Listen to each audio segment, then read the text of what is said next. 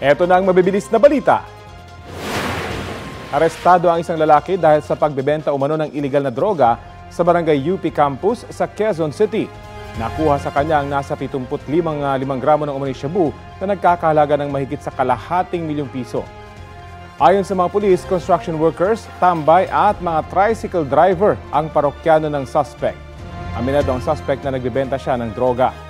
Inaalam pa ng pulisya kung sino ang pinagkukunan niya. Mahaharap siya sa reklamong paglabag sa Comprehensive Dangerous Drugs Act. Nabisto sa dalawang bodega sa Caloocan at Quezon City ang mahigit 1 milyong kaha ng sigarilyo na wala o peke ang tax stamps. Nagkakahalaga yan ng nasa 200 milyong piso. Walang naaresto sa operasyon sa Caloocan. 3 naman ang naaresto sa Quezon City. Pilipino ang 2 sa kanila at itinuturo nilang boss ang ikatlong nahuli na isang Chinese. Aminado ang 2 Pilipino na alam nilang iligal ang pinagtatrabahuhan nila. Hindi naman nakuhanan ng pahayag ang Chinese dahil hirap makaintindi ng Ingles at Tagalog. Patong-patong na reklamo ang kakaharapin ng mga suspect. Nakatakdang sirain ang mga nasamsam na sigarilyo. Kapuso, alamin ang maiinit na balita. Bisitahin at mag-subscribe sa GMA Integrated News sa YouTube.